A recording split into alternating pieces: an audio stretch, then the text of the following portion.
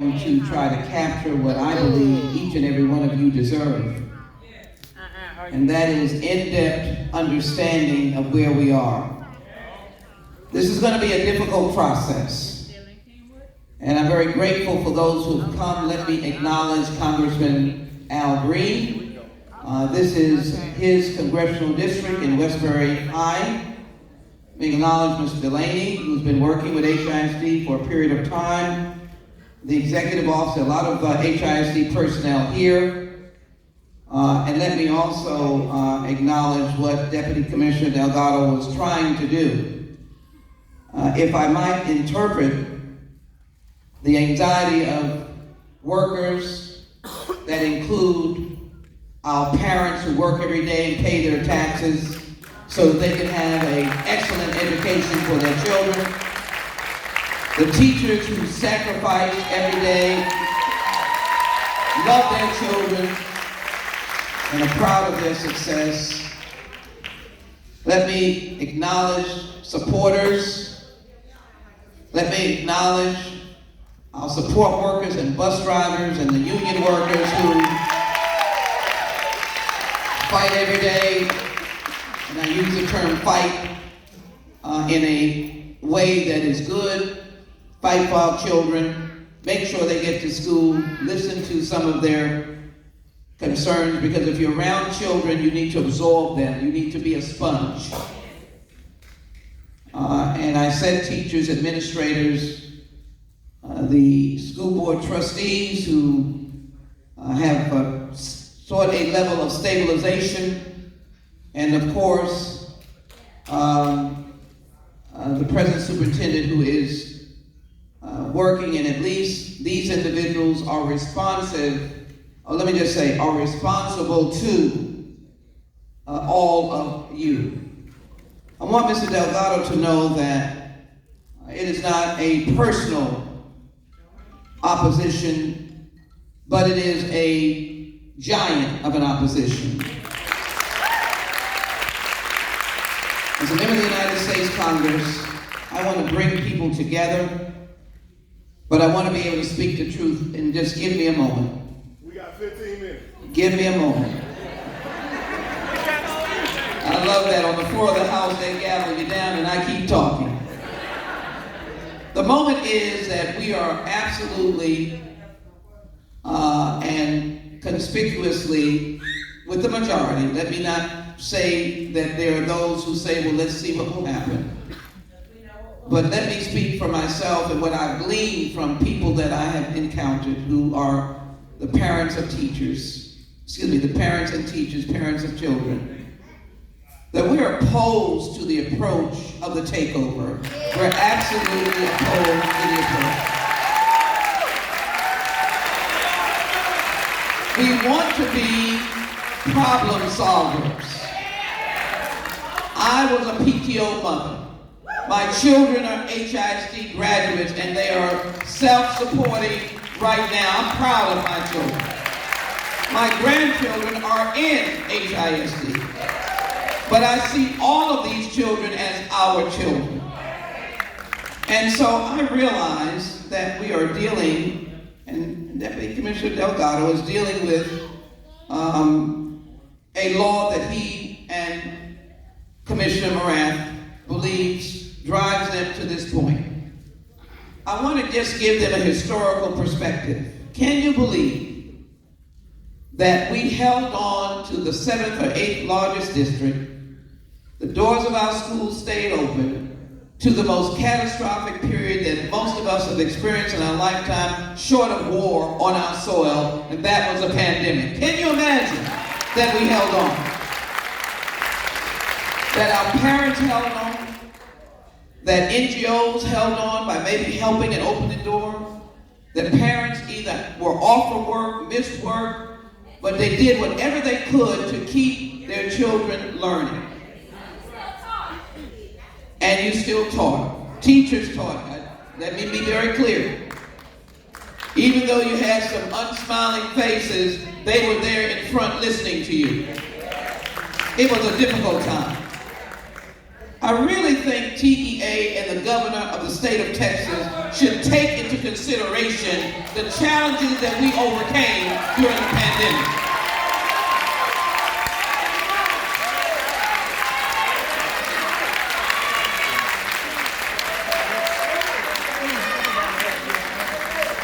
So let me look at the law.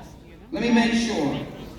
And let me give credit to my good friend, Representative Jones. We were in Austin last week to sit in the room with Commissioner Moran to find out the why. And as Deputy Delgado, he is doing what he's supposed to do. I'm sure we'll be good friends in working for the repair of many school districts around the state. You can repair and you can restore, but you don't have to end. You can repair and restore, and you don't have to end. And for some reason, I continue to be baffled by Texas Education Code Section 390546, which is related to SB 1365, courtesy of my state representative. And I'm going to take this back to Washington, but the provisions in question say, is not assigned an overall performance rating or a C or higher for the 2022 school year, and has been assigned an unacceptable performance rating for 5 or more school years prior to 2021. I think you can argue those years because they were broken years. But the provisions say and the rating for Wheatley, the school in question, even though when you will speak to TEA, they will mention that there are a dozen or so that are not performing, but the school in question, and in the law, the target of your litigation, you can't go and say, now I'm in the courtroom, let me go sue 25 other people that are not named. Because I feel like it, because they too are a problem. You came to court on one case. You came to court on Wheatley High School. Wheatley High School is at a seat right now.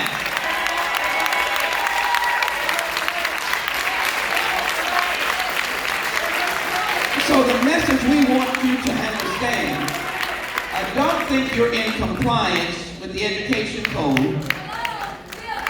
In addition, I don't want to stand here and somebody says, oh, she doesn't mind other children not meeting the test. No.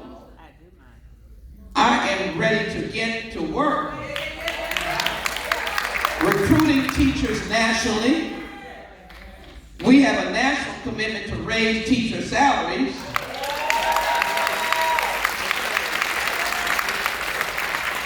Providing parents with extra resources on the question of connectedness on the internet, making sure every child can be connected at home and in school. Realizing that we are asking you to give us time based upon plans that the school board has by way of the fact that parents can actually go to the school board and express their agreement or disagreement, speak to their school board member. We can refine the plan. You can tell us what are the underperforming schools. Some of them are elementary schools. That gives us a greater opportunity.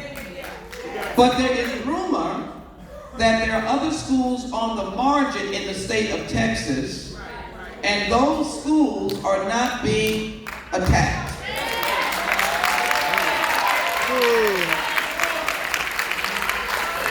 This room is a room that is expressing the face of Houston. It is a diverse room. I don't know people who are agreeing or disagreeing, but they're listening.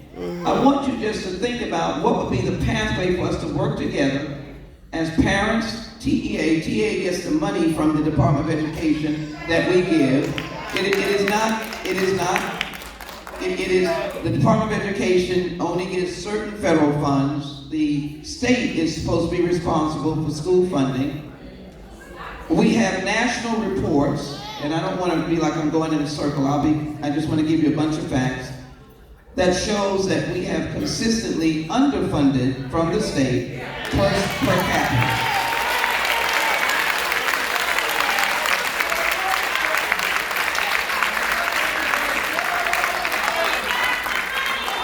have been between 40 and 50. In 2021, we were number 40, and we were underfunded about $4,000 per capita.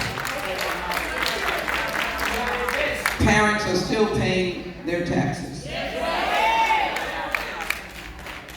So, the state legislature, Representative Reynolds, has introduced a bill that would give the commissioner discretion to not do a takeover. By the way, you know, his options, he says, would be to totally close Wheatley or to take over the school. Or to take over the school district. I've argued with him that I believe he has the ability administratively to pause his decision, to suspend his decision. With the caveat of specific deadlines, specific markers, 3 months, 6 months, 9 months, to be able to look at the landscape of our schools and to get in there and do what we do well, teach our children, encourage our children. But let me say this out of the newspaper, and I'm going to, because let me thank the Chronicle. Let me give them a credit. They have mentioned that not only did you go over and succeed in the pandemic, but teachers have indicated that the state now is getting ready to change the formula. They're insisting on the STAR test. They're not letting the children breathe.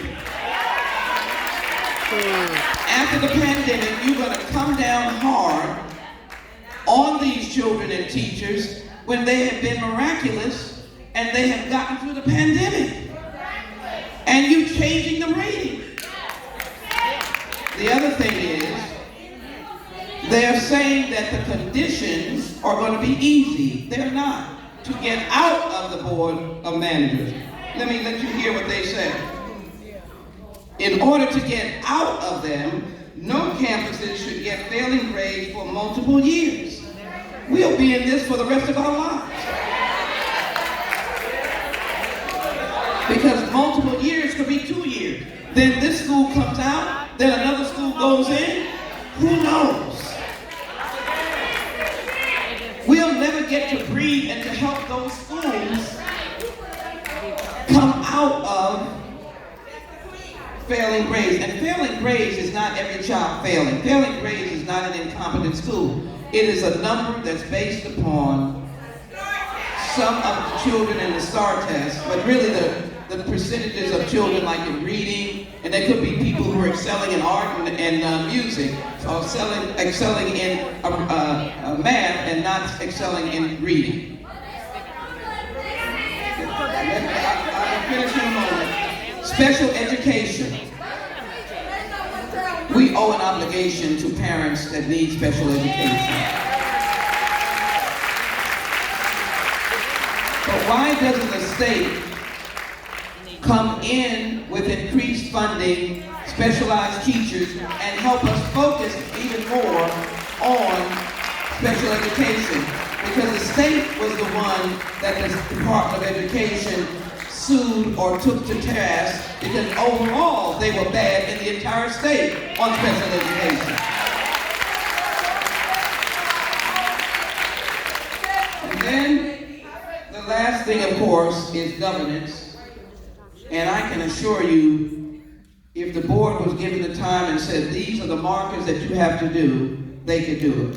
So, having taken a lot of your time, I'm going to ask Mr. Delgado, I'm not sure what you're doing. Are you answering questions that have been handed in?